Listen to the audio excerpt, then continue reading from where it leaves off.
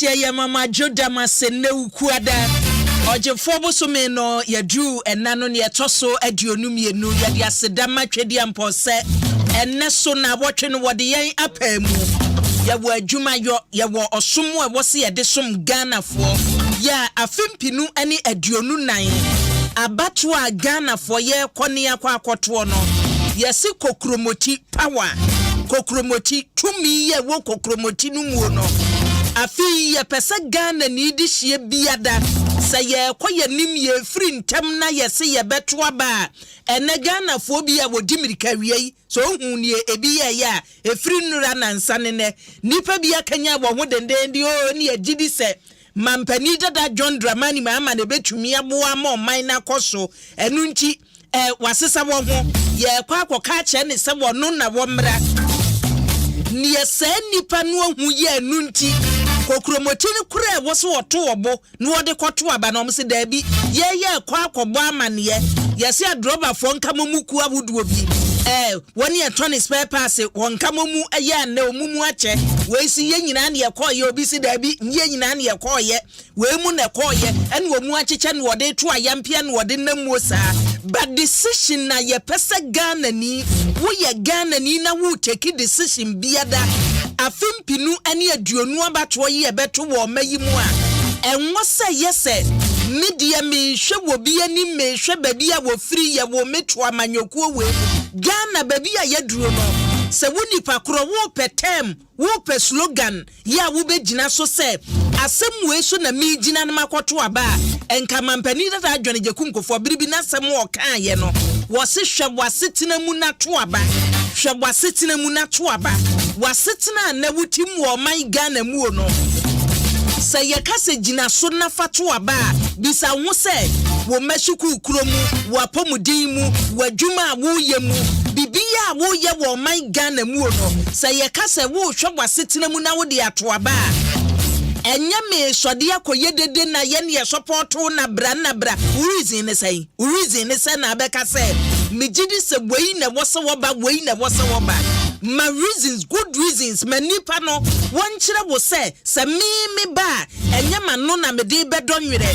me meka nkire wo say me ba wo de to aba ne ma ye ne ba wo ho bedwo so obi kasem we che wo say to aba ne ma ye na me ba wo ho bedwo a eye broad statement and why ye broad statement na why no wo ho bedwo kwan be na wo ho be fa so a uchesa hodwo na beba dia na nipa no be ya ma wasetena mu wakasa hodwo na beba enye se o me ba me ma mo ho adwomo me ba no nipa no kire wu mu nipa no ma wahuni anyina so se wenchi na wo se oto aba na ma ye eti abusua ya hyase bani ni sujumadi so kwanye wo se wo fa so to aba afimpinu ni aduonu nan abato ye beto no wo say NDC amanyoko no ene ye kwanu mu na kwanya mpanimfo hyase afi etwamuo wo mo se ye kɔ branch elections wakɔ wono mo akanifu a wo se wo hwɛ mafam abato no woto no wode kɔ wanim no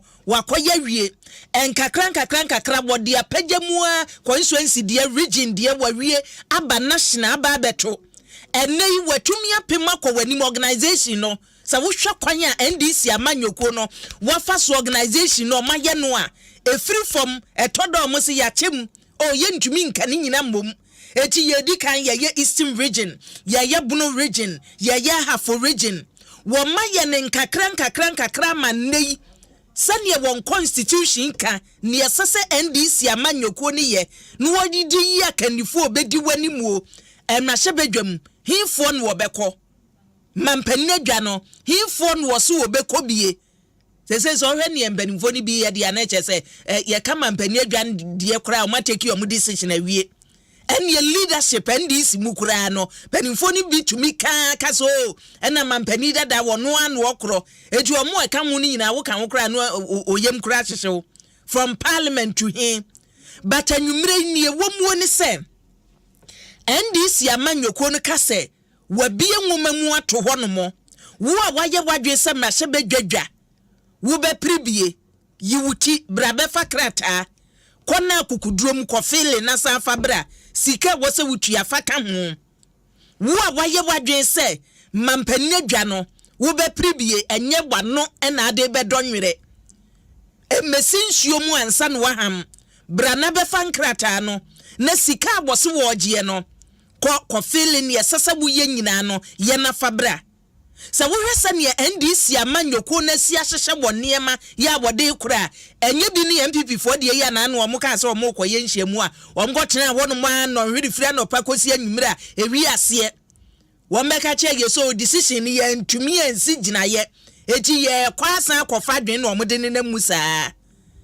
obi timra hyebedwam enne obi yemra hyebedwani a se duru sabrei na ye nto waba ye nhyebre ema nipa no wohu se me timetable sei na ekwa na dwuma kura wo ye ne ho ntene no mo ntumi nya dwuma no eti NDC amanyoko no won toto ye agba ye besi nne abusia enne ye bo adabraka omo amu besi adabraka no wosu enne yanko su ye bo adabraka NDC amanyoko no won hyehye ye agba ye no edie nti na constituencies more than 20 almost 26 constituencies and you say a what the nhyehyeye no you putting on hold reason no ne say because ni anim say baboa wo ho awie e de nsemo abetu dwa so say ye ko constituencies aworo antoto ye de agu ho ya ye nhyehyeye enti die nti and you say enkrata ye bie mu senka ba bia wutumi kokofa bi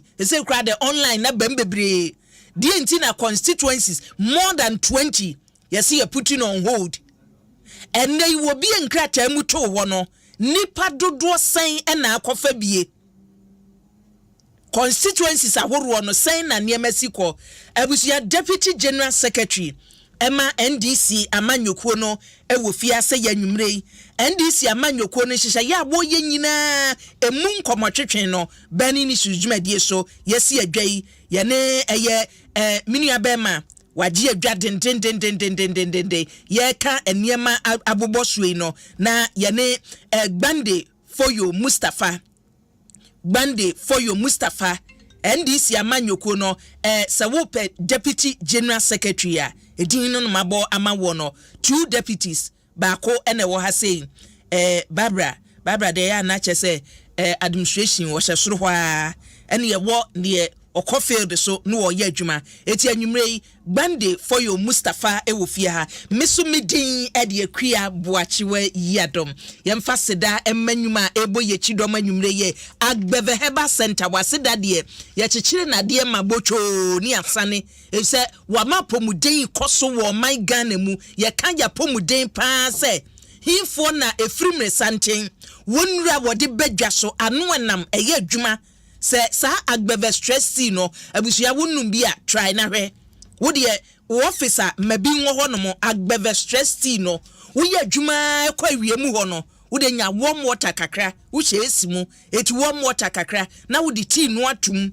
na sipo na nkakra wo behu change ye bebe ni padua no mu ene ye wo agbeve heba center what the Venus Gota sanya ba na Venus Gota ne de da bia meka se wo stomach ulcer no aha wo a wo de china eduro no aba ye friend no Venus Gota we agbeve heba center ene de baye ya wo mona soap ni mona cream ye no so semina eni nku de semina ni dwaye a fanku no esra wo behu sensansa bia na ye firi wo we de na ni so beda ho enkaboni bia so na ye firi wo e de ama wo papa Franco ye da wase anwumrei adwuma no ugu so bo and the air conditions no air condition ni bi wo ho no mabusua se wo so a won kane yi credit no atwini se rim na mom Franco air conditions entwe nyina mahoodin bebre entwe current bebre etunya so akakra bi se ne yesi boma ho yenwunu no obi ani ho no mo a obetumi aso Franco AC na si so a no wo hyem no obeda ne brog ntini obeye ne se wo so kakra wo so se ne yesi no eye papa eye adwuma so your Franco TV air conditions no nachi yasa so edi TV aba ena ye wo computers ena mobile phones no so de wonim se free tete papa Franco wadimu akotena betonne eti hwehwe wachi akwan a wudu adabraka edan a ene Roxy Cinema edi animhwe no honoma ena papa Franco wo ye wo Kasaprekon Landing Dry Gin we any gina ye ka gina ginnie ye ka gina ginnie wa watiti dinua na emom ne ye gina ankasa kasa preko London dry gin wo pe gina unumbia me se nyansafo nyansa ma watro kama abusu anyuma na ebo ye chidom o na nwumrei bani ni sujumade NDC amanyoko ne hyehyeye a wo ye de akwa fimpinu ani aduonu nan mu anwumrei ye hwem pempenso a empanimfo ede aduro me producer say ye listo wo kwadwofojo kwamkule nu chechie Frank Milovan Aisha Akua Ibrahim the odematum live wo Facebook YouTube eye African Edward Tete ma mema Mustafa Kwaba na ten so yenkaja engum yadem live wo Facebook and YouTube nti Facebook a oba Adom 106.3 FM a like na share Facebook uko YouTube so a Adom 106.3 FM ehwo de o subscribe na se ye hwibo mu a na ye de kwa animu medican e de ato wanim se anwumrei minu abema e wo fiase gbande for you Mustafa udino Erami ankasa Mustafa mama official pa afin kometo emi aba afi enhia ye ampa park no so na hu wo na chese bema ye wild o heba bia wo anadwo da suom eso ba mfa so wo hu agrone farm nti agrone ekosi ye na ne yehu ni ekosi ye na ne yehu ma memma ochi nkwa so amemma ochi nkwa game no na nye easy na emu eden etu betumi afamu UT aba say the deputy one of the deputies no na NDC amanyuko nyamanyuko nketwa ma mema uchi nkwa nkrata so egu anim ne chese adwuma no waye krado se wobeye nano mode mpacho fa me headset to nchema me na hwhwhw bi bam na enyai mame fato nchema me mo medase na no nkrata mode eba ye fa nhihye ya amanyuko no aye kwanyam befa so emahye badwam woni aye wadwen se obedi NDC amanyuko nanim na wawura honomo mampani so ede enkrata mode ba ye ya hwem bia na babia mepese ye hyase efiri eye reasons intia constituencies ni bi ya puti no on hold na fei ya banhihye ye ni nyina so die nti na constituencies no ya puti bi on hold because ye kasa ye bie nkrata mato obi atumi kofa bia enim se nka maboa mo ho awie first cry de mekan ye na 23 anwumrei miensa san beka ho etidie na ekoso yo say menu aba meda wase na mama wonso official pa afin committee adwuma pa mo bono na nado ase kro no de but mo manager na ni obnu se de radiase ni obnu se NDC yebue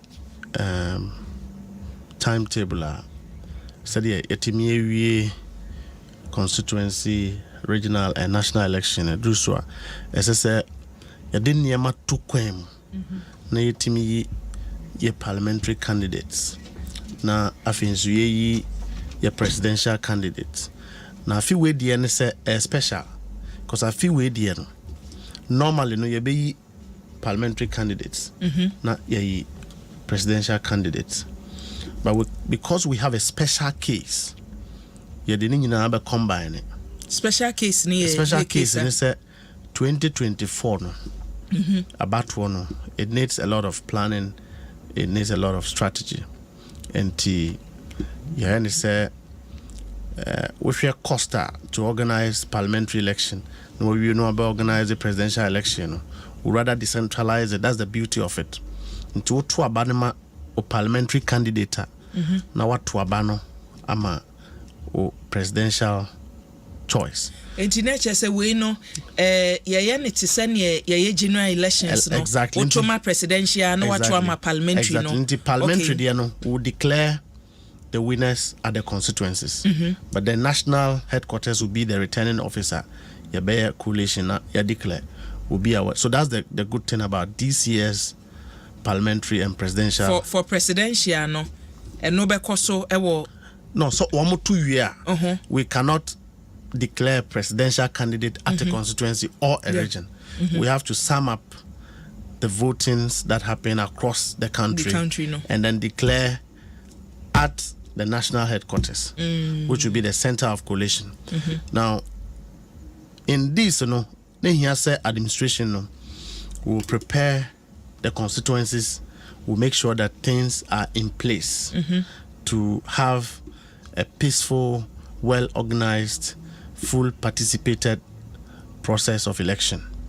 We want to give each and everyone a level playing field or ground to participate. Once somebody wants to be your parliamentary candidate or your presidential candidate, should be given a level and equal playing field to participate in the process. And that is the beauty of the NDC as a political party.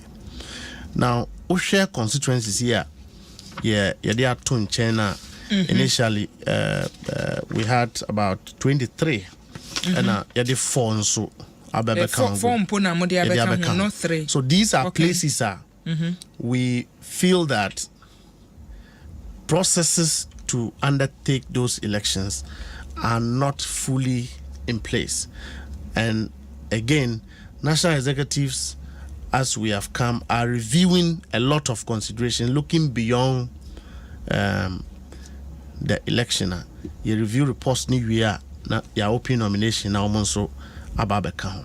So it's likely that most of them will be open anytime soon to join the rest of the constituencies for us to move forward. Enti metwase ho no amboabo e wasa moye wasa constituencies no munwie o kan say ya na ahoboabo aben den e koso wo ho ntawanta wa bi wo ho no mo ma yehu say no the party has moved on. Say if you look at the peaceful nature of the reorganization process, we don't have conflicts in any of our constituencies that is beyond something that can be managed or resolved. However, this particular reservation is basically about preparedness of a constituency by strategy and by processes that are required for the constituency to hold its election. It is not about a candidate. It is not about anything other than looking to have a well-organized constituency election. Enti eye constituency o maboabo mo ho asiesie o mo ho na ye to aba ye beto aba no ho. Exactly. But some of your constituency be ye be ye wie na ho nsem beba e be affect party no and answer e be jeopardize the interest of the party and answer emwa a particular time, we are reviewing reports from all these constituencies. NDC is going to go into 2024 with science. We're going to be scientifically based. We're going to deploy all strategies that will ensure that 2024 we win it at all costs. We would win it. So we don't want to take anything to chance. And making sure that will bring the party stronger than it is. We'll make sure that they will feel satisfied, so that when we are uniting the party for the collective goal of 2024, it will not be difficult for us. Constituencies are suspending is based on report munya from grounds ye constituency hono and penifo e reports on the mamo and the leadership agina so say yen suspend it no National Executive Committee have conducted its own reports. When you talk about reports of a party, it can come from any means, but as long as it is in the interest of the party, it's a report that the party will work with. Until we feel that, apart from reports that we are reviewing, apart from issues that we are looking at for strategic reasons to make sure that Yebeka hold elections, we will finish peacefully. 1, people will be satisfied. 2, the party's collective interest would have been served. Those are the issues that we are looking at, and which is the reason I am the constituencies are put on hold. So very soon we are all those constituencies nomination will be open for them to continue. Because we say more branch elections mudru constituency me kai say muja regions bi regional elections no it drew baby mo see eastern region and Ashanti region there ye strategic ye wo kwan ye pese e fa so ne ye hihye no it is our regions we ye be wie ni aka no ye wie ana ya focus on sa two regions no eti eno de na mo hihye mu ne se ne pese ye hihye ni but we de a report so na mugina na mo de take say decision na me constituencies no baby to say ayawa so central Amasaman, Afran Plains, Akwatia, Efutu, Gomua Central, Amenfi East, Evaluadra, Asen of Pusiga, Takwanswa, Mayensiano, Adansia Soko Fenso, Ahafuano North, and such Afran Plains, Ahafuano South West, also NSA, Edujama, Potemu Honomo, Bosomefre Hon, Asante Achem Central, Manswe Dubia, Menshia South, Subin and a Formana, and a Masande Sanya Abeka Gomua East, a Contom Brana Bunduri, and I think so Odo. There are some of them, I think some have Babigo Hokra, one more branch elections, 1 more year because of various issues. Okay. So all those factors come to play with the reasons are you're holding on a particular constituency or the other, and it varies from one constituency to the other. Okay. There are issues to constituency specific based. That is, those are the issues, which constitutes the reasons why we are holding on those places. And possible says our constituencies in no mube to me a solve problems wo ho ama ban sana abatuo day na e wo say ye de to abano edu. Of course, yes. O share a time election, share all the contestants who have emerged and answer all the contestants. One of the critical issues are Obia raising say we need to unite the party for the sake of 2024. And the leadership of my national chairman, the leadership of my boss, Fifi Kote, we are focused in uniting the party for 2024. By doing so, you will take strategic decisions that will near to the collective picture of the party. The collective picture is that we must win 2024 at all costs. Let MPP rig, let anything happen, we would win the election. So we want to put systems, things in place to make sure that by the time we go to 2024, we will not come back in doubt of our work or the work that the NDC have done. So all of these ones constitute or forms part of a Juma. Especially the French Krujema Ubia Hotono na yetimi move forward. I think those are the issues that feature most into the reasons why we've held some constituencies on. And I can assure you that possibly some of them will join soon, possibly some of them will join after. But the assurance is that they will soon join the process and also have their parliamentary selections, and we'll move forward. Afeyenhwe enwoma mu amabie ato ho enhyehyeye a ewo ho sisia no ohwe guidelines ya dia babontia and they say ABC 24th of February you be bring nomination access to a closure. If edukodu 24th you should have been able to go to the NDC portal. If you are a parliamentary candidate, if you want to be a parliamentary candidate, a contestant of a parliamentary office now, you should be able to have paid your 5,000 and picked a nomination form. Then when you pick the nomination form, you will print it out and take it round the constituency. The guidelines specify a certain number of people and those that will nominate you. When you go through this process, between 20th to 22nd March, you would be returning those forms. Now you receive it, and then you come with 40,000 filing fee. In addition to the 5,000. Then vetting will start from Monday 27th to 29th March.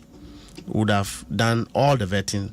And then if there are conflicts, if there are challenging issues, appeals arising from vetting that was conducted in a specific constituency, that issue would have been dealt with between 30th March and 6th of April.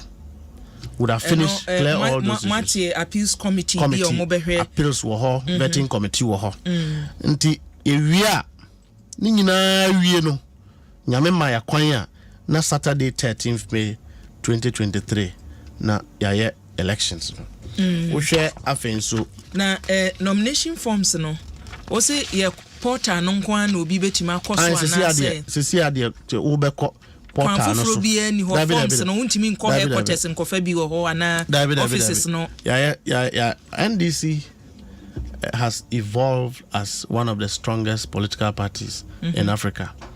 We doing new things, new technology to make sure that things become easy for our members. Until you go to the portal www.ndc.com now we'll call into picking of nomination parliamentary nomination forms. You click here, it will tell you download your money, you pay, it gives you access, it gives you a code, then you move on. And tisana ayine bete presidential no wamo so said ya ayiti announce nomination no, it goes with the same procedure as the parliamentary is going. Wamo so ambe pick from between today and 24th. They say we 3 days. Now submission no, they also go from 20th to 22nd March. They say presidential aspirants no so be pick forms no headquarters and the portals from the headquarters. Yes. To mu wi a no mo de aba. Na submission submit ya na veti wo between 27th and 29th of March. Appeals, the presidential candidate may disqualify and now on TSCA. Now appeal here. All those issues, or if we have some grievances that will be addressed, the appeals committee will look at it between 30th and 6th of April. We are then also Saturday 6th May 2023 no almost on elections no na abaso.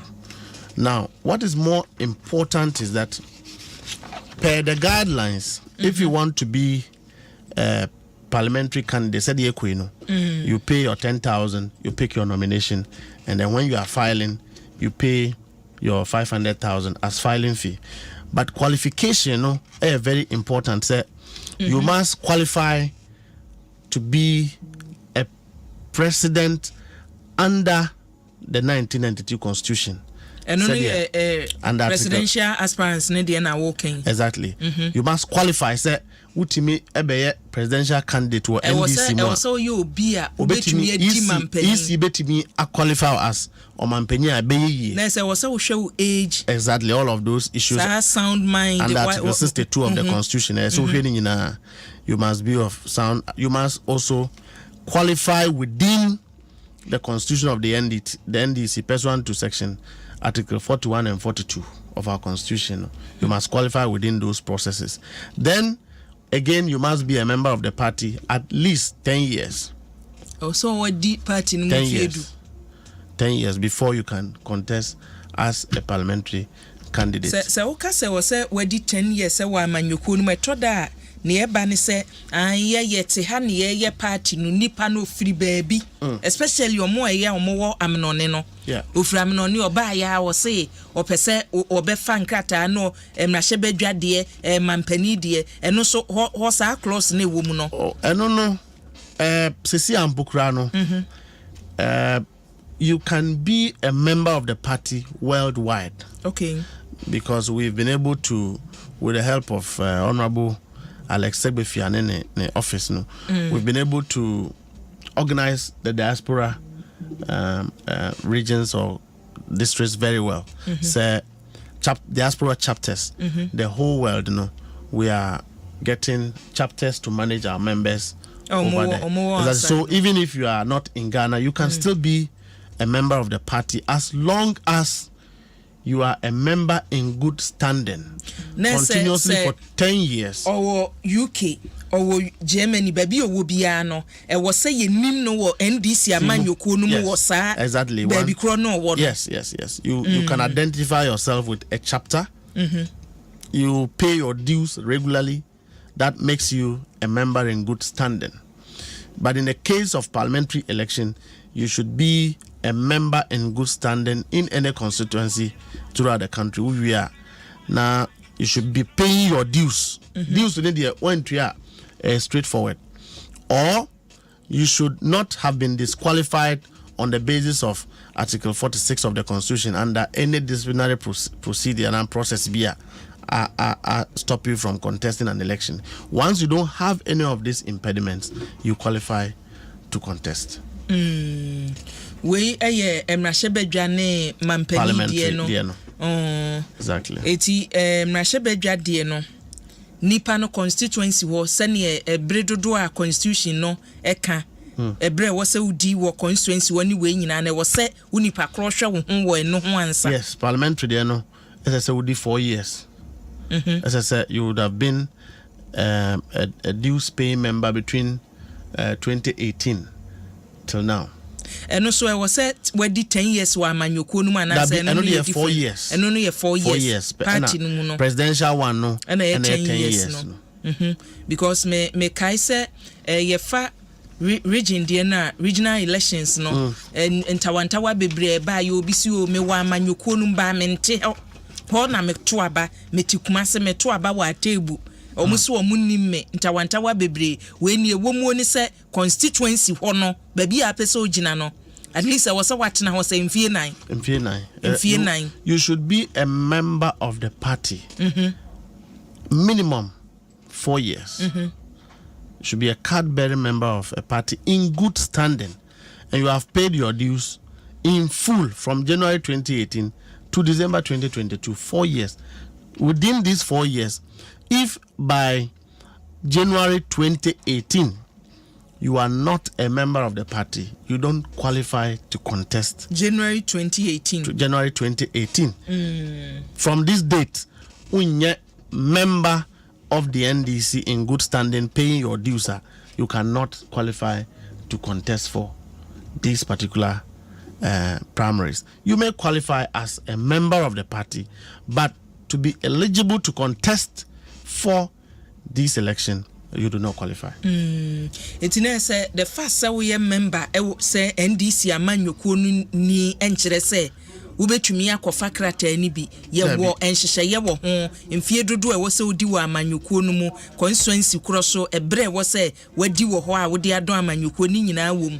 Se nipa no kofa enkrata no ma fa wie wonim campaign se ne ye anema siko campaign no se ne wo se nipa no mu si conduct o mo ho e wo sa process no mu so no mo guidelines no mo bibi fa ho se bia campaign na wo beye no say na wo se kwa na se ne obi atumi ye ne ho ne ope David se ye bie kwan a se de guideline we chere no there are clear procedures and as a processes detailing what should be done from now till the elections are over. If you breach any of these provisions in the guideline, the vetting committee or the party can surcharge you. Number 2, so ukoye niema a constitute you anti-party conduct. Party no ebetwe waso. Anti-party conduct ne yede hin. Niema wako kaka nsem bia ede party no din edi fin every party ni din anasa wakoye niema bia edi entawantawa beba party no. The party has the mandate to disqualify you from contesting at any level of these elections that we are holding.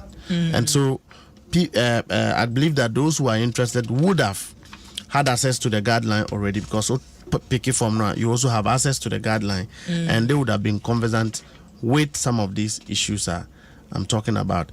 Each and every contestant is required, both within the constitution of the NDC and by the guidelines regulating this election, to behave responsibly and maturely. Yemra emma eni nipa wadi dem senhyehyeye shonku bi wo honom se bia forms ne famu eni sika mu betua no wo oba e bia wo de ya betua shonko be ma de ye shonko ne obi adidem a onso ne de ye shonko na se yakani nyina bom. Okay, so for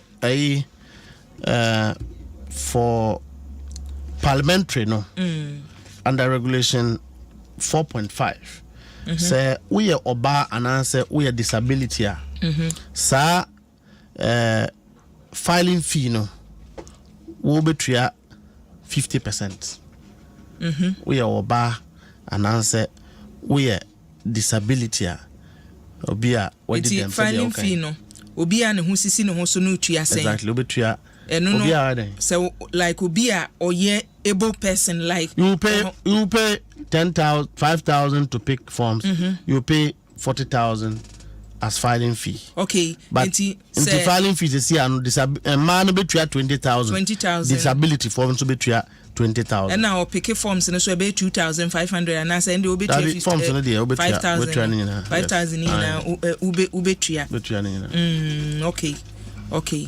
okay ma te ho na se eti we enhyehyeye amaye na mode boa you know say at the end of the day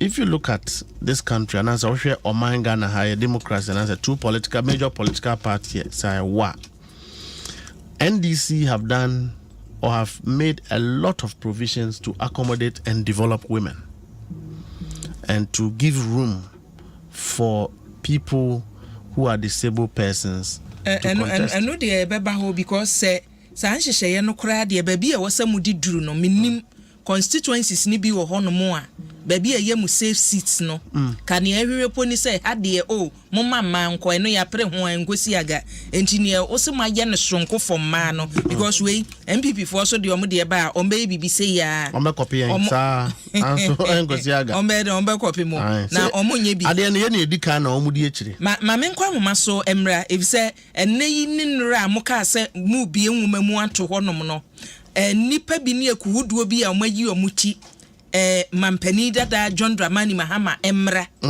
omaso ne ye pese ye hu omu reasons eti mesa ba wona ya to aso because ene nkomo no bebre wo ho e wo se edi kwam na jei any president man National Concern Spare Parts Dealers Association kwabra maju eja kwabra maju edu amejo so boko de awon yankopon bi bia boko na yeka National Concern Spare Parts Dealers Association enu ye different from spare parts association no anase mo amunie kia aye sabe pepe American chair wa chief na mi chair wa o teaching of fidin na mi chair producer na ma chair Ghana phone wo ka se sa pepe pa ne sa no ne sen le sa National Concern Spare Parts yen che abo so Spare Parts Dealers Association for say ye dia ye wo and cover town the whole Ghana baby bia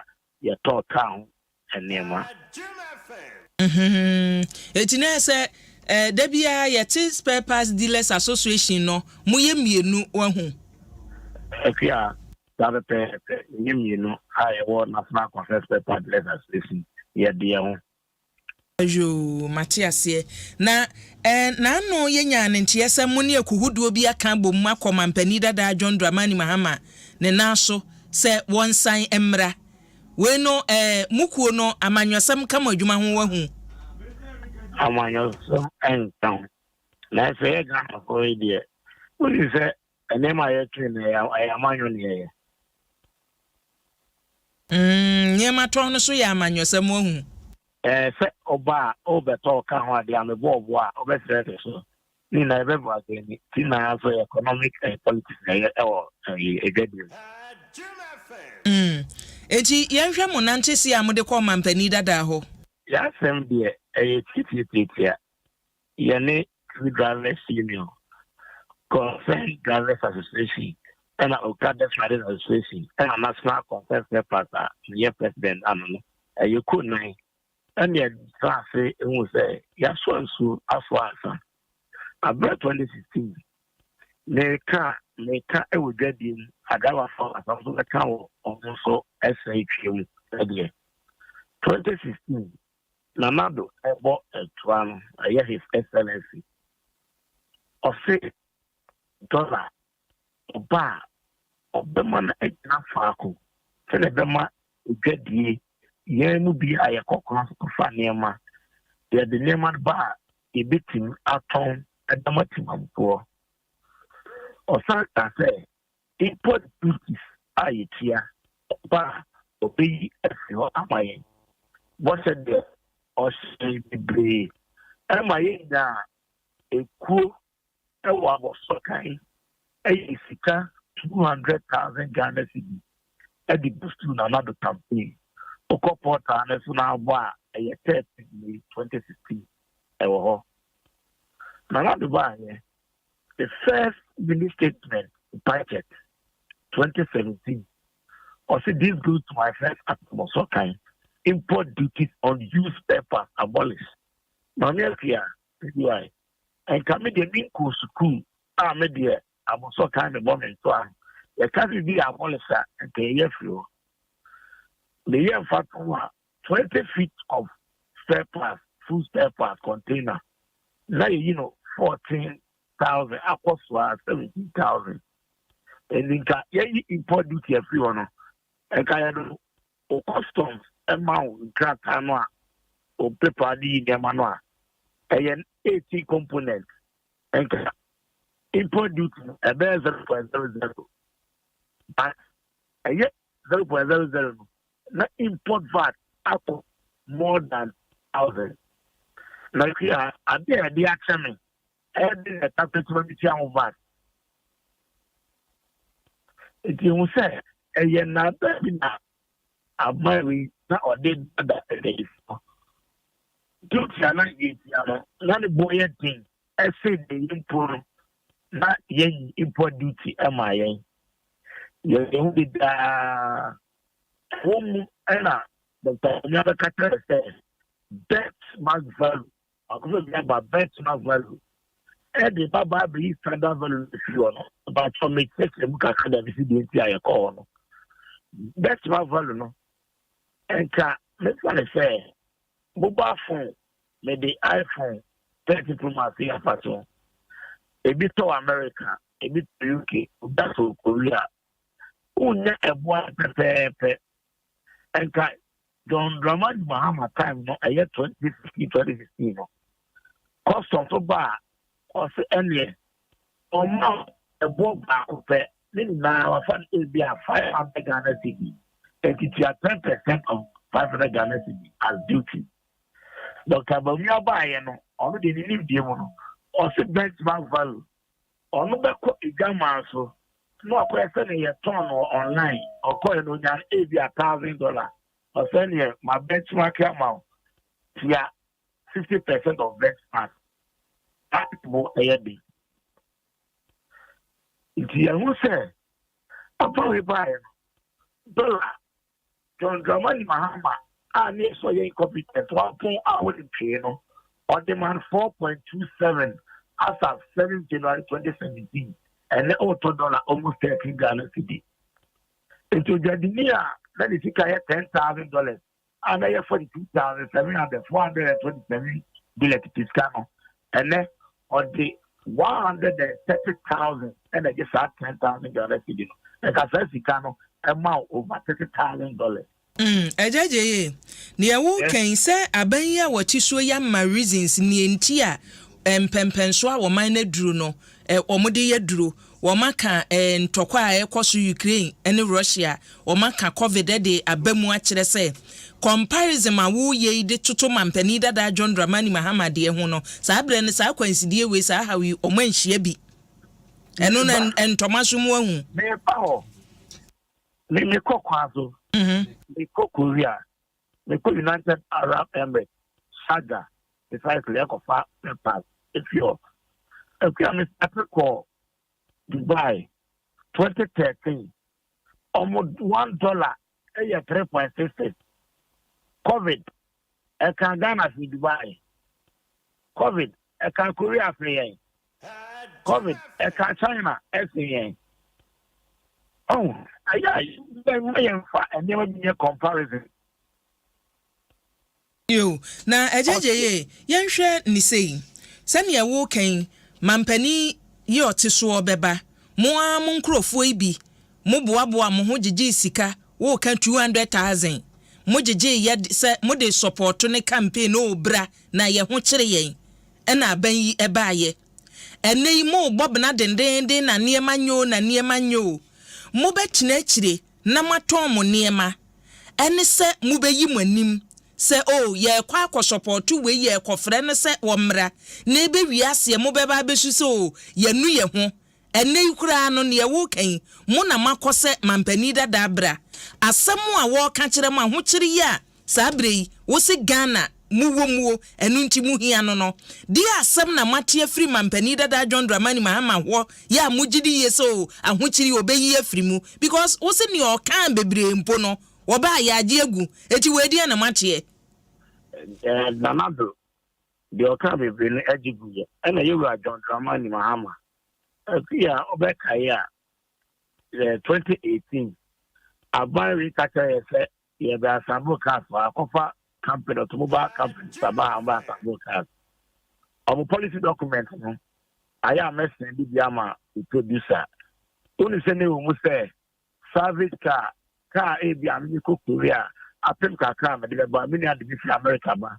So I better part and certain be ya obi be home use car to no. Omu e year use spare parts a Toyota design because of that companies no e can we be American cars no. You think I may have been no Anka ABG Numa. Abra Yura, John Dramani Mahama, Air the People's Manifesto, or Triba Ben Yen Sepa Farmer Sotan. Yet, dear how April then, Enti Oba out of the car, sir, or no Oba, and not dear, that service cars, no, any new parts of Toyota design, or become. Enti was a Sabon, any means obey. Abra 2013. Dollar, Ghana we can't say good. The debt finance minister, the debt, a fair, only one in your economy, and I'm going to sell royal sense. Okay, you might do dear. Dollar no 8 now, Farco, and Sana Ujama, even Nando. Yes, within 7 months from July, the dollar was 7.5, and next, maybe a dollar drew, just less than 7 months. Mama dear, why you be paying? It's a year Ghana try to say, also Emma Medri Ghana, is you. And you went so more by Gigi Sicadia support to campaign no one. Frank, well, about I definitely more cat say they are willing to pay the nomination for 800,000. Then as far as concerned, under association tracker, you have to answer a lay airquay. But the beer you were ever smart and cough where back when you provide food. And I feel so. Yearly death no, could be free 7 year colonial and fee. Now you want to hospital. I will be call over 70% less than after Gumramono. Me, you are on the money, Mahama. Air call. Bitifi akomontwa bi di akire akomontwa ni biamano tell be ya omo a ewon craft be wo say ya hospital ni that 2025 the mama ba no be hospital ma so be yare won kwanta na ni afan prince side enya fe na ya refer no to be hospital ya de ne konkoko ebi wa bitifi a odu a obenya na yare sa a ho be pane be ma kokko you buy the approach there. The bill upon the bond to a but be a few could be asked. They don't come bond to a Elkan woman. And a fool no so some of the Bema here for more provide food or no. You are John Mama, almost the call endorsement, and they call the 275% endorsement. You are basically provided for at the amount. You. Fool no nature say any amount to say be a fool or say near the yeah or more basi dukura basi ni nyina mbofu o ka ni nyina kase no sabe pete de mon fu yo mumoni adwuma yedase abusuani achi ye owura kwabna je president man national concern spare parts dealers association ene ene na twetwe nkomo no enti ye say de baby a Mustafa mobeko bia no famo available wati eno dia waje so ze no o se o ye be ye ni yie pa o so o de full be support mo o mo anya 200,000 ni bi o mo de full but you see so oti wo man mu Now, if you hear things like this for the first time, a group of traders like this, women are the bottom when it comes to the business structure of this country. Women network wide because of our population distribution gap. Se enkrofuwi etimia babontin akase wamu boa na yetu abanwe. That should tell you how bad the situation is. Very bad, and that is how failed the MPP government is. Now me feel say opinion anania fe ewufia. Forgive me if I'm not speaking the tree well. Opinion sabi wenyin otese nyame ewufie. Opinion no bo efie ho ban. Opinion no de nyansa de adwen etetifie. Na o mind de yare ho ne enu nyina akohye obi a yebetimi afre no opinion. Na wodi ehwiamosa. It's a very sad development, and I'm worried. You know, I get very worried for the president and the people who constituted the leadership of the Danado-led government. I feel very sad for them.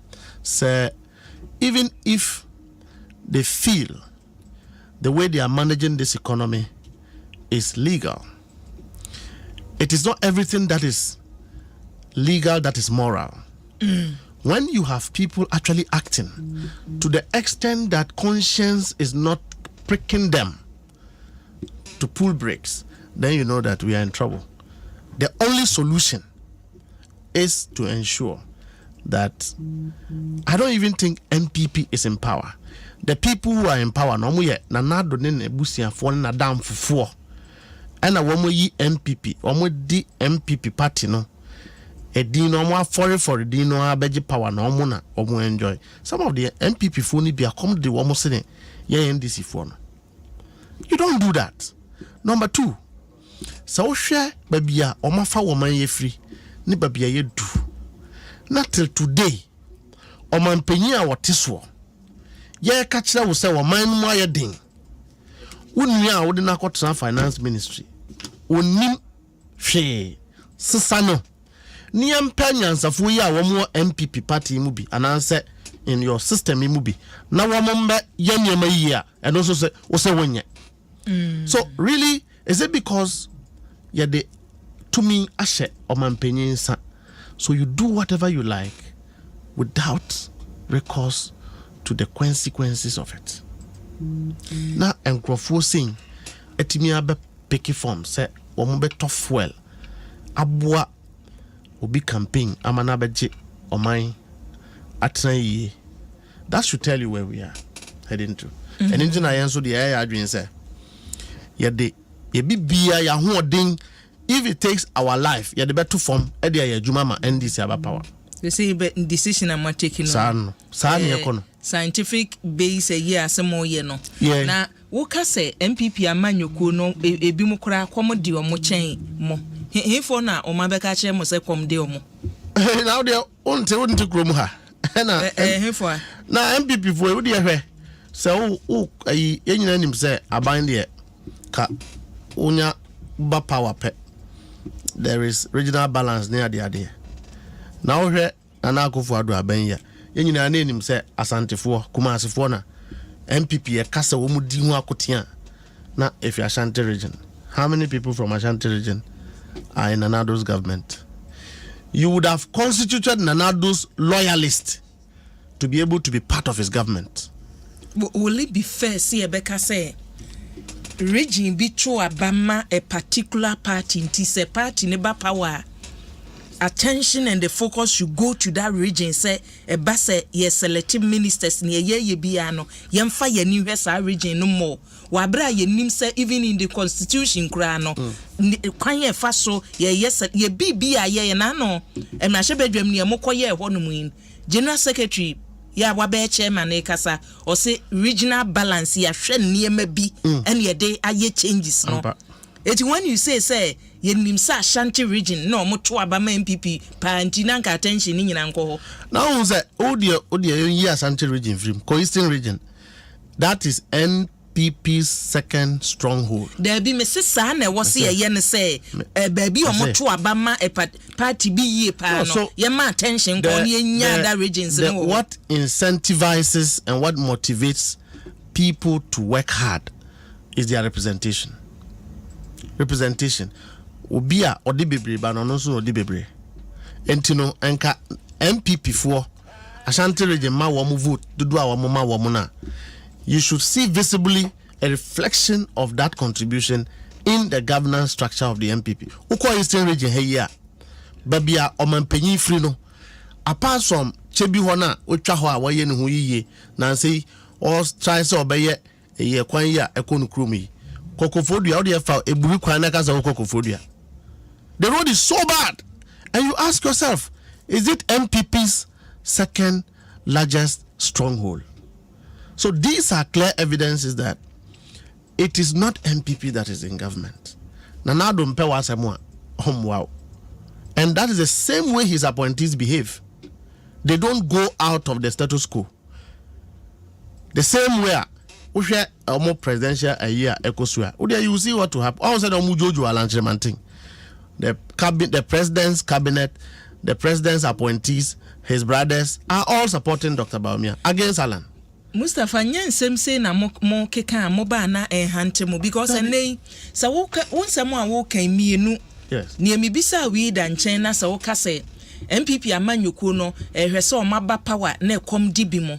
Muso mo wo power na manfo complaining woni godfather wo mu a wonya post na kom eti se ene NDC ba power NDC ni bia be men wo Ghana ha ye be ba be ye adwuma mienu o man panyi a yedi ni besi so no ono be boa hwe se boni a se de edi wo man yi no obehwe no watoto niema na niema no akoyie na oman no a so we share your democracy ha.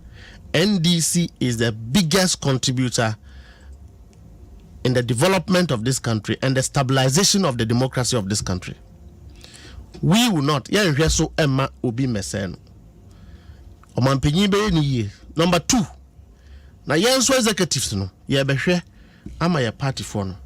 Obia anya babe pebi ejina. Yeah, NDC empenimfo no. Of course. Father for all ejuma bia nim. Yeah, father for all ejuma bia. Eno de anu kreda ho anu aka. So obi ka tell say meti hey. NDC baba power na mema ba behwe so as deputy general secretary and answer me boss na yeah ne father for all. Eno nkyere say ye be say wo man no. Ye be ye wo man yi ba momo party for ye the party for na be ye adwuma omo be didi a chen ya yaka party for ni di Ghana ni bi party for benya participation ye nkofa ya MPP ni say bra be ye minister na bra be ye appointee. We won't do that. We will not do that. Clearly these are a breed of people who have failed, but we will give considerations to one more Nanadwa di wamunyu abono. Enti afi we yeah MPP for and answer MPP for na Nanadwa di wamunyu abono ya bebwa wam, because they are Ghanaians, and the fact that they are MPP, they should have benefited. Na muni momo Yeah, di momo pa Ashanti region is one of them. So here Eastern region has a fiko food ya de ko papa yi baby ofi ajak bocha jakomo area krobofo no ya twani nyina agu a onya hwe wo ho ya ba ya beboa wo mu nyina se lower manya area ho na dia soldierfo akogu ho na intimidate wo se omuntua electricity bills na ye bo wo no. If we come, we will take a pragmatic, well fashioned approach to deal with some of those issues so that the people can have their peace. A few way yane 2024 about one. Yane asante mai neba bebo dwetri ba akodi akọ. Because they are totally out of this Danado's regime. His Excellency the President John Dramani Mahama has developed Ashanti region than Akufo-Addo. Let anybody within the Danado-led government bring figures, and let's bring figures. we have developed and contributed to the growth of Ashanti region than Akufo-Addo. And we believe that it is natural saying Kananadu Abbey Obebuama Asante Mai and so Afan and Toma PB Afra. But no. So really, you don't see why these people should be in power. And people will not vote this year on the basis of just mere political lines. Because Nanadu Adeno de will be any businessmen. Wamwabua ama Nanadu Aba power no. Ya mfa GRN we chia ya say business. Ya ngu banker ya gu ejuma. All these people are in Ghana. And they didn't do it on the basis of we are just NDC ni. We are NDC ni crowd. They chase you and make sure that they hurt you.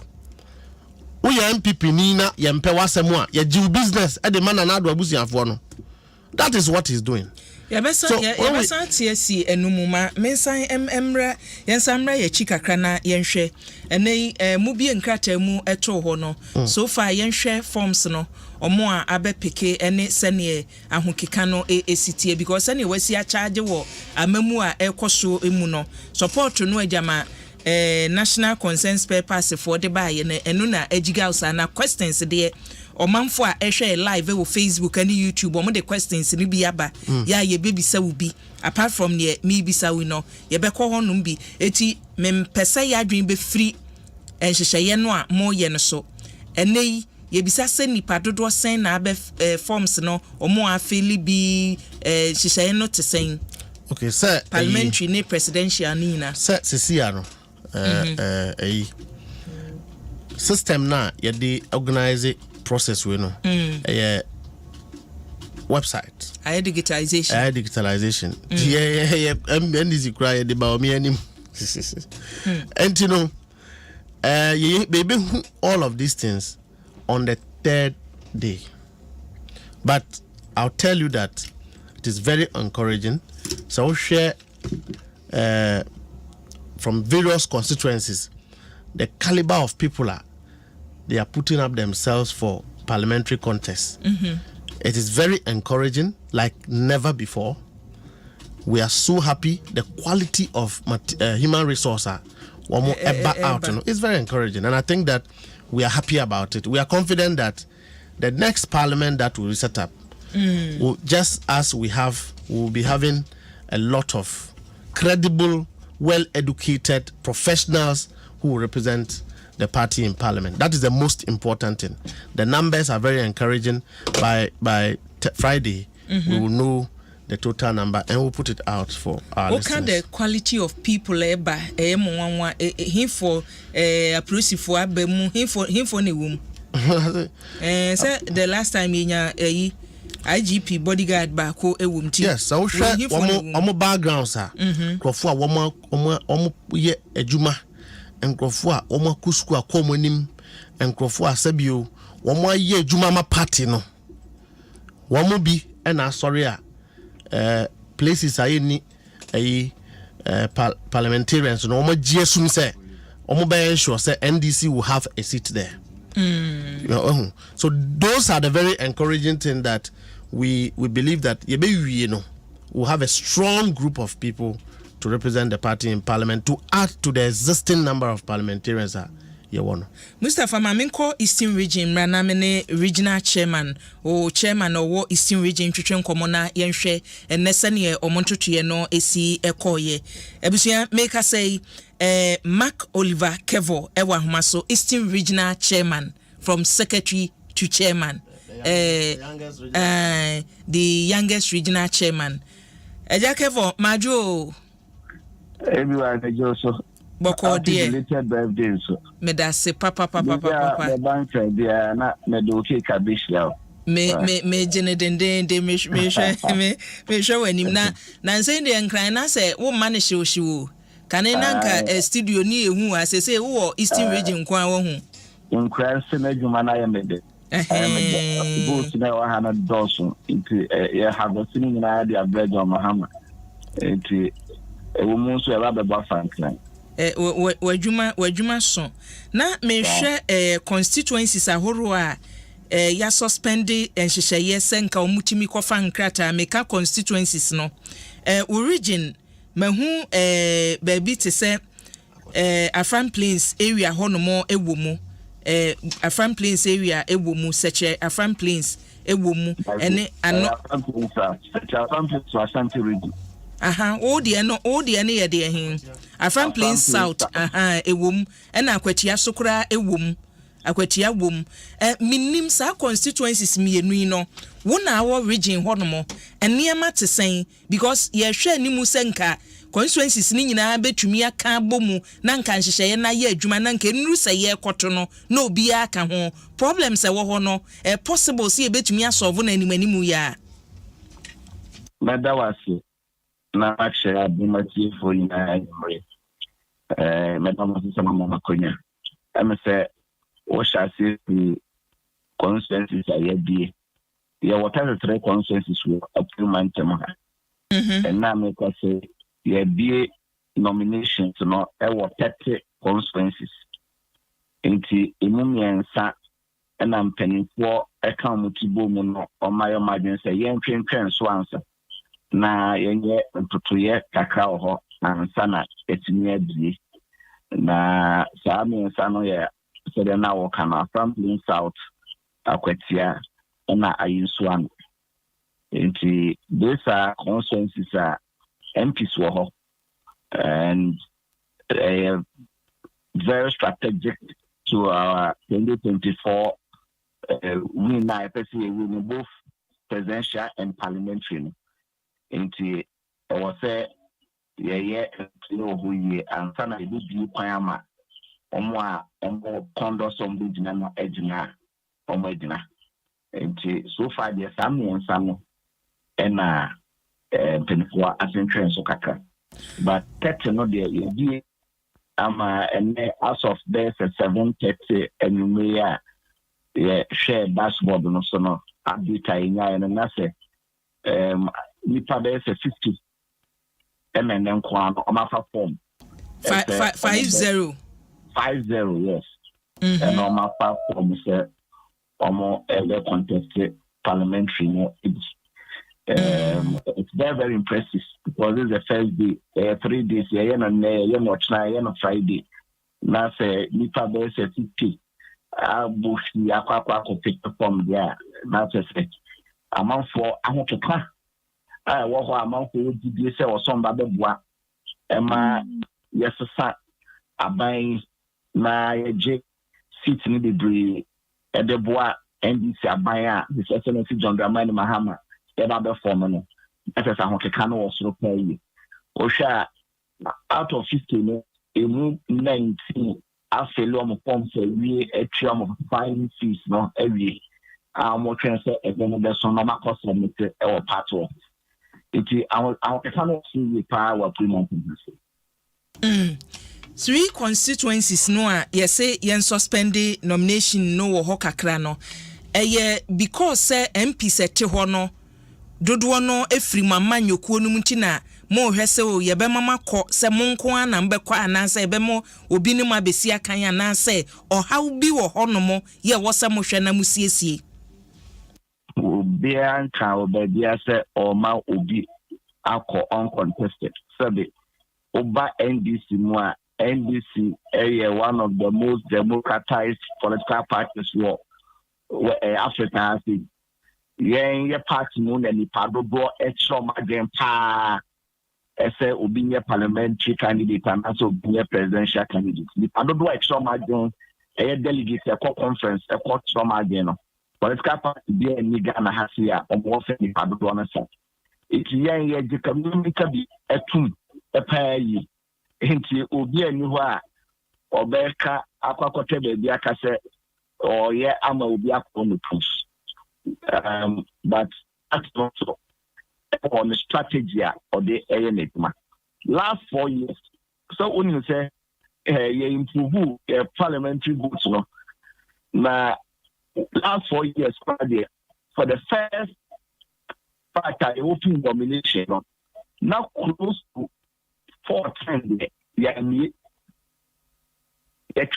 so and to and making sure say the dean and sana ye kwakako opin or sa at that one. Here in 3 phases last 4 years.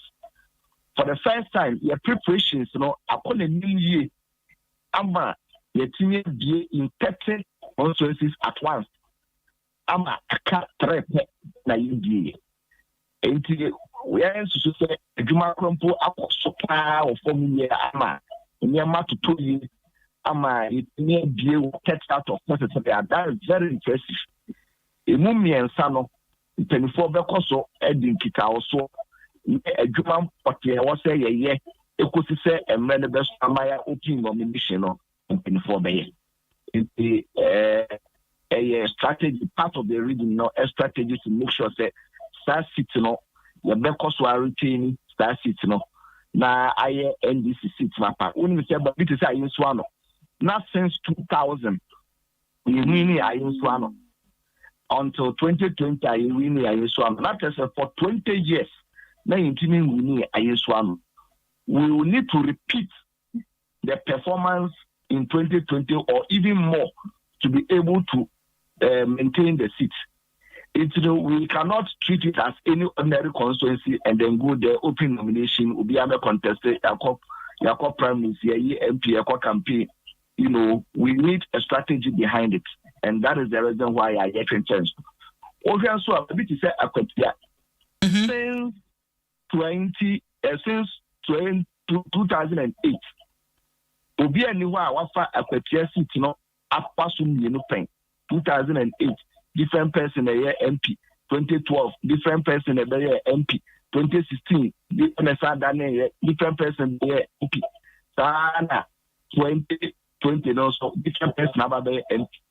Obi aniwa and twice that. So if you are serious to maintain the seat and set the record set for a very long time, and this best seat repeat, you will need a strategy behind it. Sana, that is the Sujaman. Now Sujaman so an alternative between MPP, NDC, NDC, until Honorable Thomas Champion about 2016, they renew my now was repeating in 2020 in my. It didn't come just like that. All these things, you need strategy behind it. Every constituency have its own peculiar issues. The specialties are you don't treat it as all other constituencies.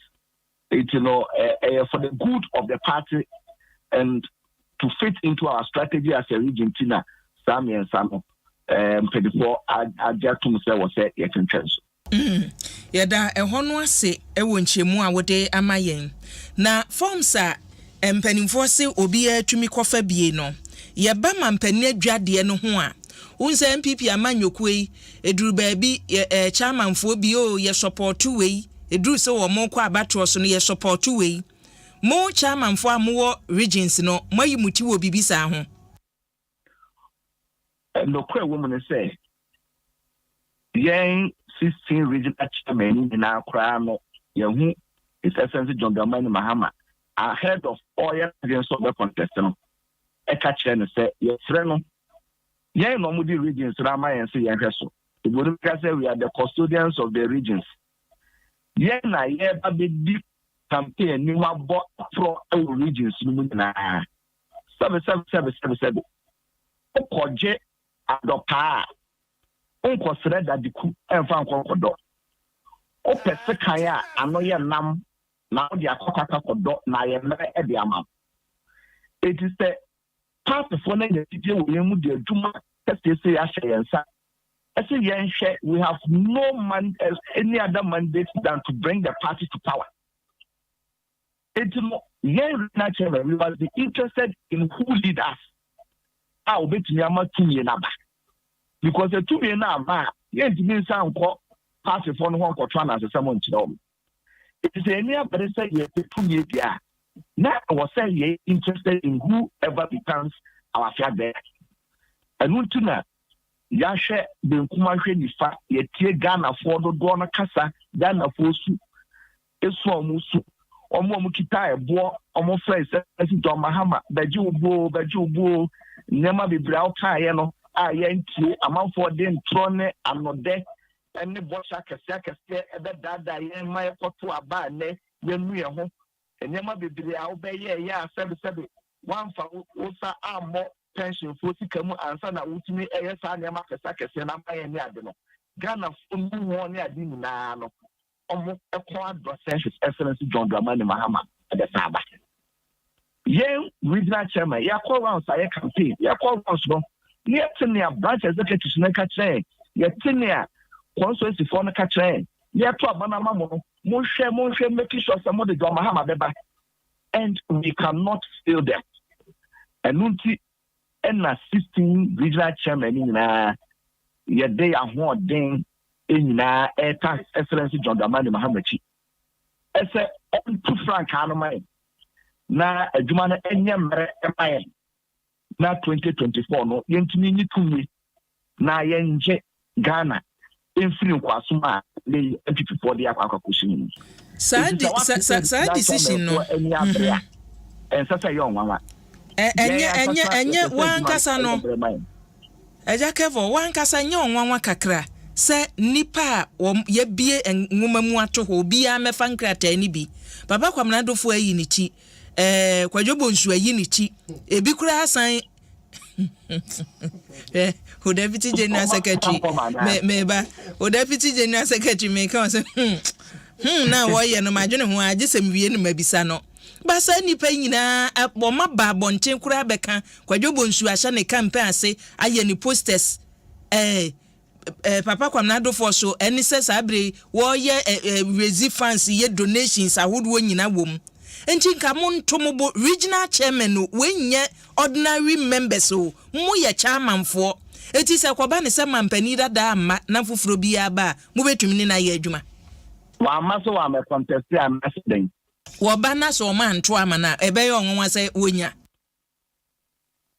be fa so this question bi what say wa o ka so ma na de bi se wo ba eye meba o ene ya kopa ne form ma fa ne form nyabotre Enya hypothesis Debbie enya hypothesis mami misa me question ni ye wo dem eba o mami misa questions ni ye that is the reality Kavwe parliamentary prime minister you need time for experiment Debbie nyabotre mami misa question no nyabotre Oliver nyabotre ansa me say Samokoto aba no ewe yenye se nipa ba ko ne yese yenkonko confirm no no ntena so samokoto aba no na se nipa no delegates ne se ya to ama kwamnado fo ya to ama kwadwobo nsu a ne mu ye chairman fo mbetimi ne sa nipa na ye adwuma delegates ne kwa bi kwa se o na kwa o ye campaign ma bu aka o na o ye campaign e bi du aka ye ne delegates ne team ji we know what they are telling us. You know, more catching.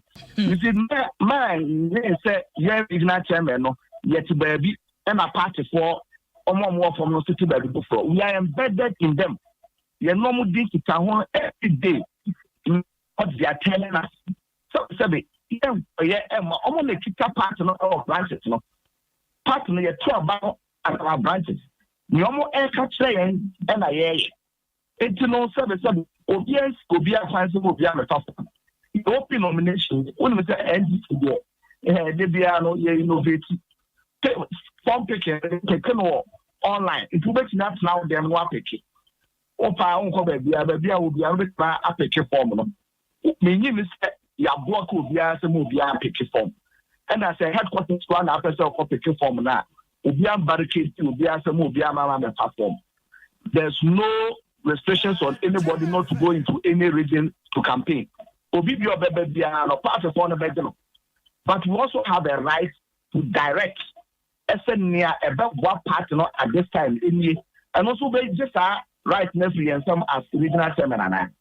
The union say hey right say as regional chairman over kind say be a chiaka say nobody mamon chama will be there. I was a critical decision as who leads the party as a flag bearer.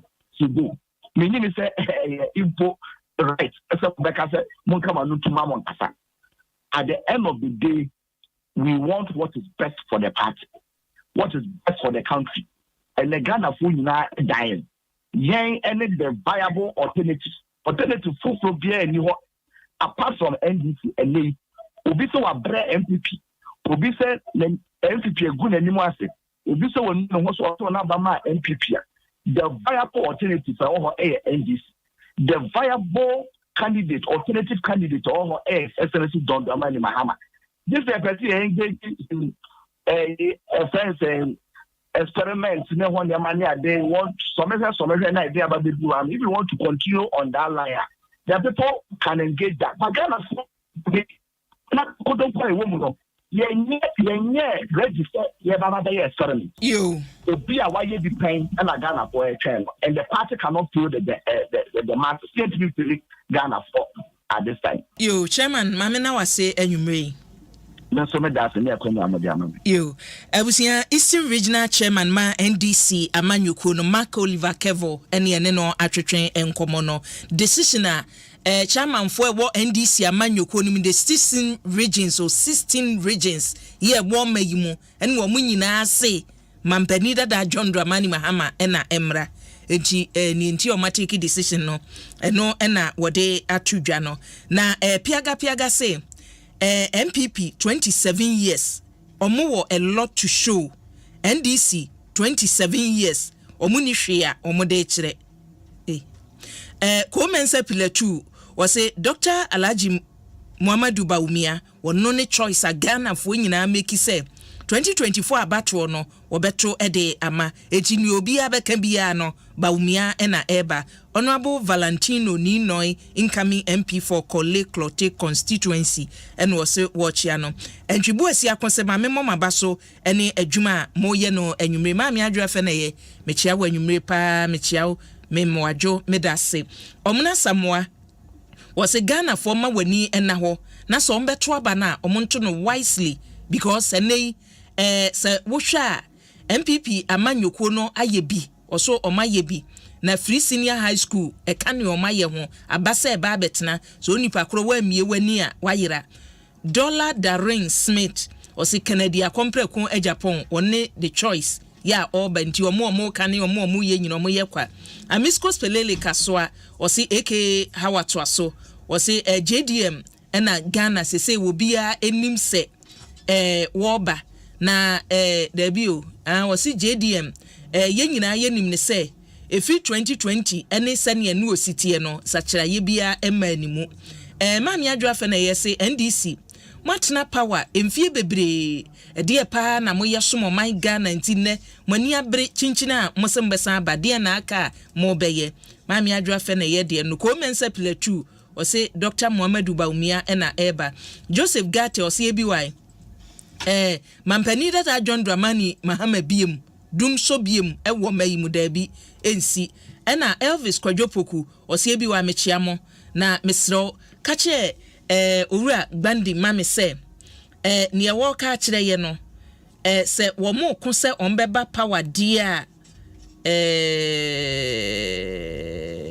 meba o se monhwe se politics o se ebiwa mechiamo na kache NDC rep no mame se so mo ko se ombetumi aba power dia ene omo party members no omo reflect ye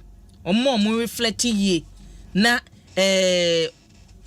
mo nyo madwen se ombe ma omo adidi at the expense of population aka o se enye nwanwa se obebunu bia pese oye politics so o kase wo mo ba o machitaafo be me a obia tie se obia pese oye politics ne ebie odo itemase ebiwai Ghana for any da ho obia nya na dwen se obeye mfonso bio de NDC aba Isaac Arthur o si no more NDC ena shama aba Edna Benya o si ebiwai amamu a ekosue hwe ne MPP for wo mabeye ewo mamu poto MPP amamu a omubu obia nya na dwen se 2024 mbesa ama osono asantena so ewo mamu bio change ne de se ne tie bia ebeba MPP for omumpo change no ebeba master planner Junior Kentampo was NDC for pa omukofa Barack Obama emra anase Joe Biden so wo ho omomfa ne nya running mate so omoye den Dr. Muhammadu Bawumia bebreki 80 no ntini omo kan nyina omo bo akora danso Bobson Tony was ebiwa mechia Deputy General Secretary so kache Mustafa se mechia na papa na mehwe no me a duty post or say 2024 victory no abawie ahua eno more time ni bi no no hu ahua eno de aba no or say camp na me wa meeting mo na kache secretary mai say yeta na chi dendenden ewo adwuma omo ye ne yani aso kama amasama broni or say bi wa mesrew bisa Mustafa ma me say constituency elections no da ben eno ombe monya amasama de monya wo amasama say eka constituencies na ma suspended number 2 on the list. Yeah, because from near what can I say munya nye. Yes, also supporters no, they are not happy. Oh, they are not happy. They are very angry. They are not angry. Constituency supporters are not angry. He is not happy, but the explanation is that we are not holding elections that on the issue that it will never come up. We want to resolve issues and make sure say about one peacefully, with a united front. Now when a particular candidate we are so basically boom as a family. There is no reason other than that. Constituency people will be angry. All kind say man careful. Ebi adwen say regional executives ne pese almost selecting nipa bi ewo constituency no. Sir, impose on them. Ote my youngest regional chairman, Mark Oliver Kevo. One national. We collate, we take reports, we do counter cross checks, we also do our own investigation. There are strategic reasons why we take the actions that we take. We have been made managers of the party. And the party believes that we are in the position to take decisions in the best interest of the party. And I believe that we are fortified to take good policies that will help the party. Our mandate is to ensure that we bring the party to power 2024. To this objective being achieved, that is what we will do. Nobody is advocating for one candidate or the other. Our objectives are bigger than one individual. Our objective is to make sure that we come to power having a president who has majority, overwhelming majority in parliament. We will not be like what the MPP have. They've lost elections and out of management of resource, they've been able to have this number that we have. We want to win overwhelmingly. Near Mustafa said, "Man, careful." I quite remember say before 2020 elections, no MPP for Beko primaries. Say ya na manfo suru o mo ka say constituencies ni bi wo ho no mo a mo impose ni power so mene empanimfo ni bi ka say o mo si o ye ne ebeboa party no enye individual asem eti ewi ase no won say o mo ne mabo bracket wo bra se be. I can assure you that under the leadership of General Mosquito and the leadership of Honorable Fifi Kuti and the entire National Executive Committee, the party is very firm in the decisions that we take. These things were discussed at that level and a decision was taken. It is not an individual trying to smuggle candidate from here to the other. Our interest is not about one candidate. Our interest is to make sure that we bring NDC back to power. Yakubu Dombote or say offenso Kaira and Amide Madrenche no efi na ebi why John Dramani Mahama or Batese Kakai Ishalao or Batese Kakai ena wesu de ayo de aba Richard Obese or say ebi why no kwasem ne say senka NDC for the different presidential candidate bia baye ena nka nye mampenda da John Dramani Mahama nka omumre o and so esan say mampani da John Dramani Mahama Ghana for reject no na chinchia wo mo so ono no omo de beba no eni nti no omo bre nka we nka omo mre ka party no beba pa mo mre wo hu you shouldn't worry yani the candidate ebi anko onu say nko obeto ama mo don't worry ni obi ana beto ama yen aba no ye be win it. We would win. And you be no better man. Why are MPP people so worried about? But who told you is an Monkaya party no. You are so worried than we ourselves, Adom. Now we better we saw NDC and no MPP. Ayi Nanado cry the to presidents emani Nanado yede. Ayi Alan Chimantene Baumia cry one more contested to become president. Canada Japan is contesting to become a president of Ghana. Any reason no my Why? Or see in 2016 Ghana for say yem penny pay. Tinchina amoso ono so ani de Nanado cry rejected the 3 times to be a 2-man. Comparison no. We are not comparing. I mean, we can't be comparing Nanado to John Dramani Mahama. Ouswabe or CBY live ewo botiano NDC and what train wo jana ho and an unruly boxer or CBY in 2024 mampani that John Dramani Mahama ye crowd say or my way obedi so wa boabo no ho awia ye bibia awie na awuku sayiram jisa or CBY mamenchiamo na mame ma happy belated birthday minua bema medase papa oga wuli nkare no de efre o say ABY me pese me bisa woni minua bema wo studio hoyi asem kakra Mustafa wo prefer obi a oye young na wo say o yusu odwan funu slogan minua me mama dai me yentwa so na say ade no Nanado asay enkokradwa and message no me am pese me yentwa so Nanado asay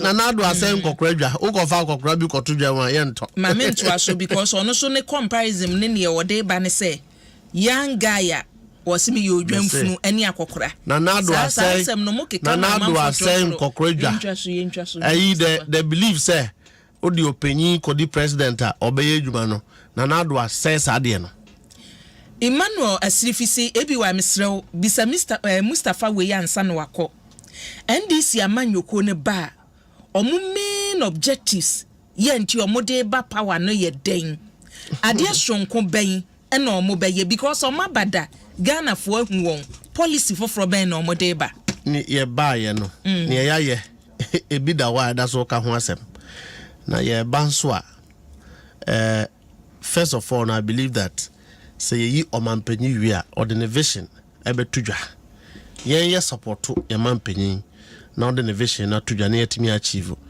ye be party manifesto a ebe outline all of the things that we will do, but on the hand side I think the focus of the next NDC government will be to stabilize this country, stabilize the economy, and take it, readjust the growth indicators to see how we can make sure that at least every Ghanaian is comfortable. 2, security for the life of every Ghanaian. 3, to see that Ghana for Timi can live in their country and feel very comfortable. These 3 areas will be our focus: job security, food security, and then the rest of the things. You can do any other thing, but if you don't stabilize the economy, you have not done anything. One of the focus and the burdens that Nanado have created is that we have to work extremely hard to stabilize this country than any other thing. They say stabilize the economy. Burden must stabilize it. If you compare the track record of the NDC, if you compare the 7 years of Nanado Dankwa Akufo-Addo, it is not 20% of what we have done when we were in government. And I'm not here to talk about economic comparisons. We all know, say Nanado is a failed president. Nanado is leading a failed government. Nanado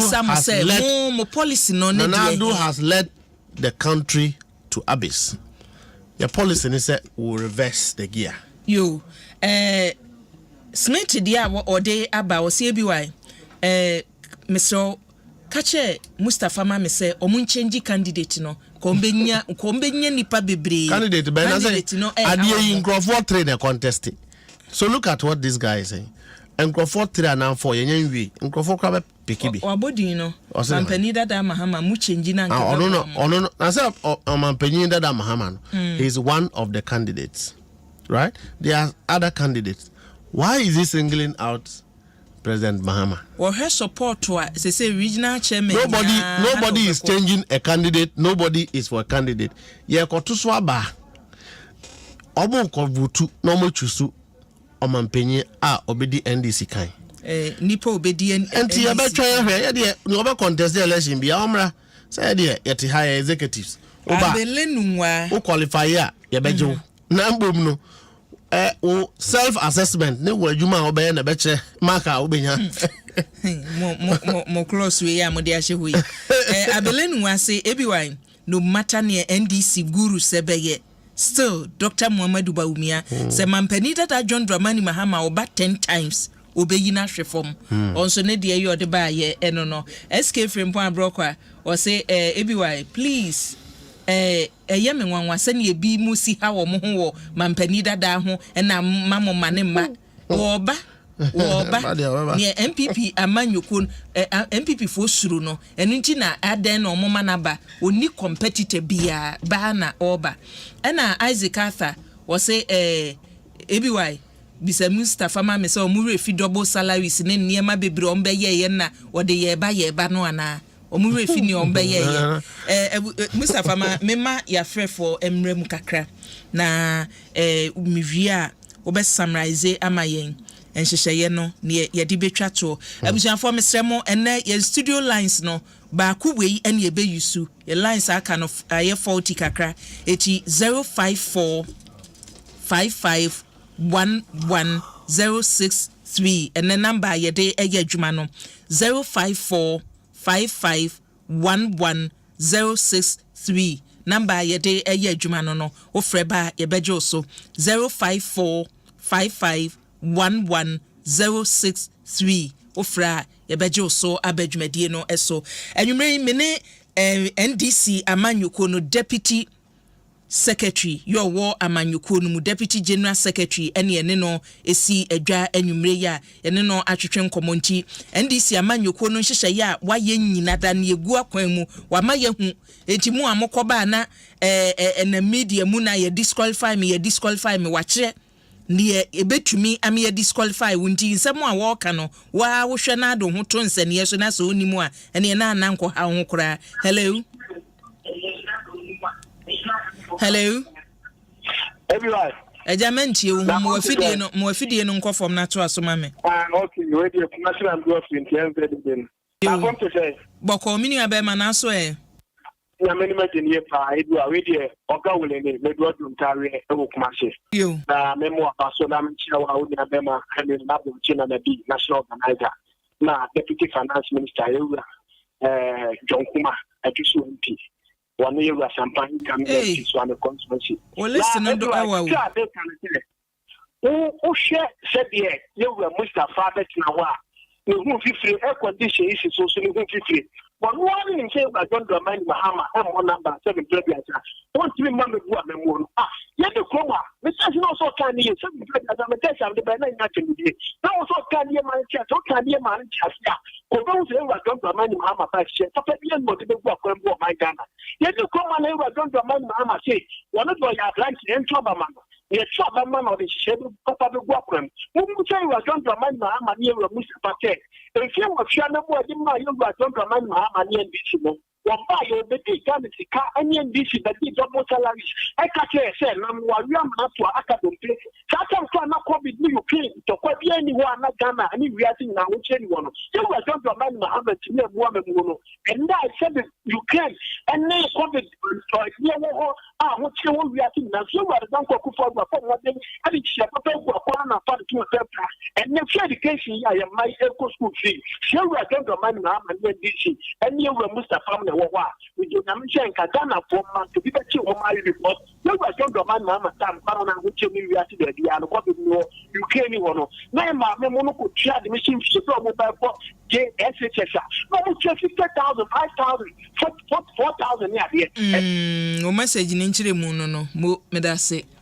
Raphael Kwabla o say politicians say we trust one a enye yi but so compare to mampani no te so any JDM JDM ye better hello eja udin ni baby afrefre because sprint manage yo eja to asoma yen na enye NDC kuna omokoto ambulance omokoto 207 makuma ko train de ambulance ya dem go from person power bill na omukoto ambulance omukoto 207 ibe gana for the we ambulance go fu omu person power bill David engagement aba yeah that's it sila so do mo say ebi wa ma menchia wo anwumre na say yepe alternative a ebema oman na gina enye JDM Ghana fo nyina enye ready for JDM obi anya na dwen say experience a o ma Ghana for experience ye wa bra na wote so no obesan akombio Silas Ampia Odum Mankesim. Hello Eric Opare mensa de yode aba o se bi wa mi se menye politician bi ani bi mu ne wo ba wo ne wote so ne wo kro menye obi ani bi wo.